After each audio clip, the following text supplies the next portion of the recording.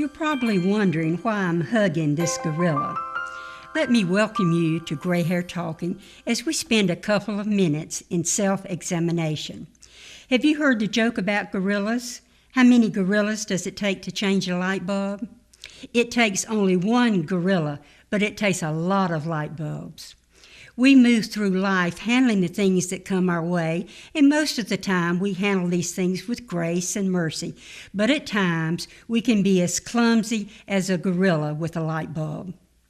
I find myself wishing many times that I had said or done things differently, perhaps using kind words instead of condemning comments, or doing an act of love instead of ignoring a need, or giving the benefit of the doubt instead of jumping to conclusions, all of which would require us to use fewer light bulbs in our life. We can all confess to words we wish we had not said, or things we wish we had not done. And if you're like me, I've had entire events where I wished I could have had a complete do-over. Fortunately, we are not gorillas, and we can learn new skills, and as a result, we will break fewer and fewer light bulbs. You see, God's Spirit living more and more in us will make it more likely that we can do the best thing the first time.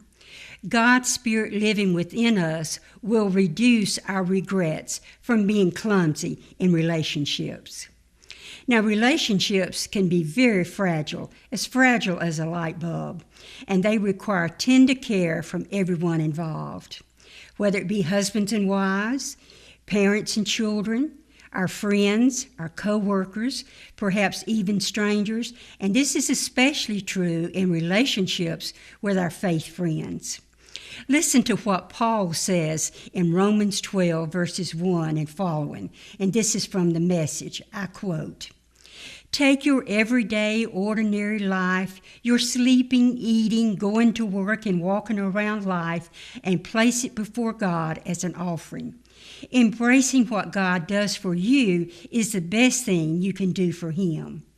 Don't become so well-adjusted to your culture that you fit into it without even thinking. Instead, fit your attention on God. You'll be changed from the inside out. Recognize what He wants from you and quickly respond to it. Unlike the culture around you, always dragging you down to its level of immaturity, God brings the best out of you and develops well-formed maturity in you." End quote.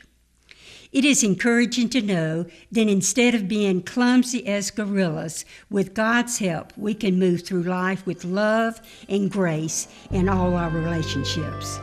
This is Rachel Solomon, and I'm sending you blessings from Gray Hair Talking.